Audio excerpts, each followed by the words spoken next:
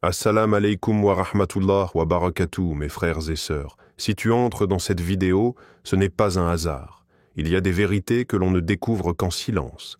Il y a des mondes que l'on n'explore qu'avec le cœur.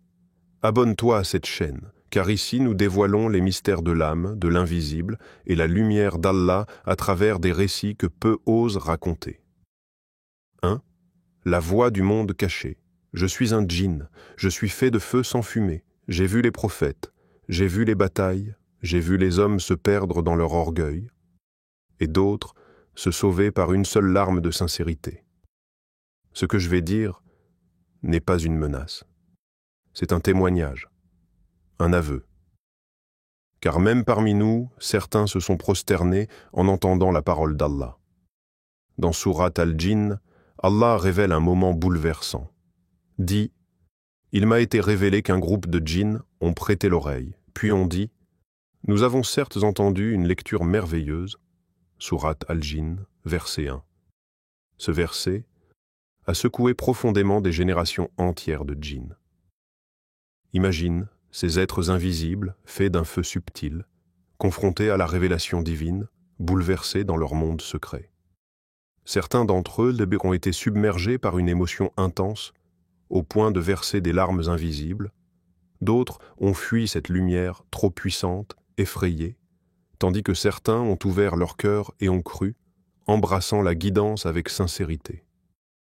Le monde caché est plus proche de nous qu'on ne le pense, et cette vérité touche nos âmes de manière profonde. Le djinn qui parle ici, ce témoin du monde invisible, rappelle combien la foi transcende toutes les barrières, même celles entre humains et djinns. Je me souviens d'un homme, un pauvre. Il n'avait rien, pas même de richesse matérielle. Mais chaque nuit, il récitait Surat al-Baqarah. Chaque verset qu'il prononçait était comme une épée de lumière, fendait l'obscurité. Aucun shaitan ne pouvait s'approcher de lui. Nous restions loin, impuissants face à cette foi ardente. Cette histoire nous enseigne que la puissance de la parole d'Allah, récitée avec cœur, repousse les ténèbres invisibles. Même ceux qui vivent dans l'ombre comme les djinns reconnaissent qu'en cette lumière, ce pouvoir sacré. Ce témoignage du monde caché est un rappel pour nous tous. Dans notre vulnérabilité, la foi véritable est une armure invincible. 2. Les 3 secrets que les djinns redoutent. Aujourd'hui, je vais vous révéler 3 vérités, qui ne sont écrites dans aucun livre d'homme, mais que nous, les djinns, savons très bien. 1. Le cœur vide attire les ténèbres. Beaucoup d'humains récitent avec la langue, mais leur cœur est ailleurs. Ils invoquent Allah avec des mots, mais pensent aux écrans, aux likes, aux disputes, et c'est là que nous entrons, pas à cause du Coran, mais à cause de l'absence de cœur dans la récitation. Un Coran récité sans conscience devient un simple écho. 2. Les pactes non dits. Certains humains cherchent le pouvoir. Ils écrivent des noms, brûlent de l'encens, pendent des objets étranges dans leur maison, et ils pensent que ce ne sont que des traditions. Mais ces gestes sont parfois des alliances silencieuses avec les shayatines. Ce que tu crois anodin peut être une porte ouverte, une parole, un geste, une amulette héritée sans compréhension, et l'invisible entre. 3. L'oubli d'Allah est notre plus grand allié.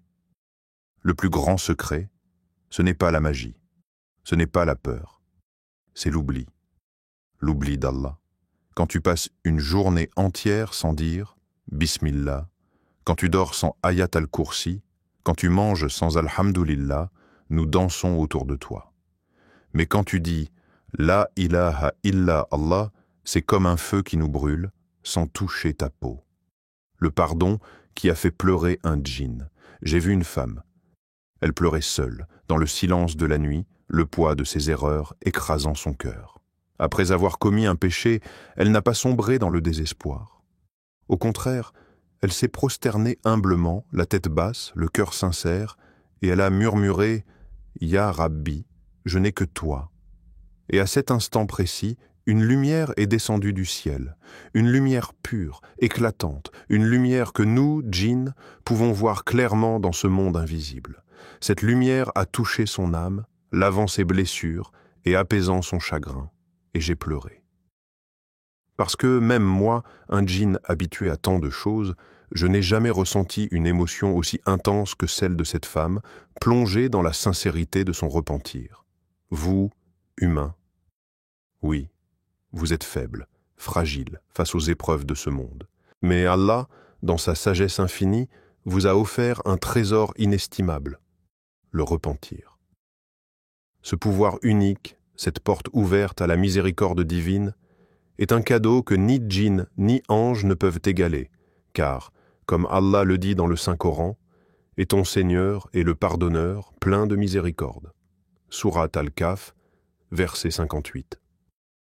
Cette miséricorde infinie attend celui qui revient à lui avec un cœur pur, sincère, même si ses fautes sont lourdes. C'est cette promesse divine qui donne espoir à tous, humains et djinns confondus.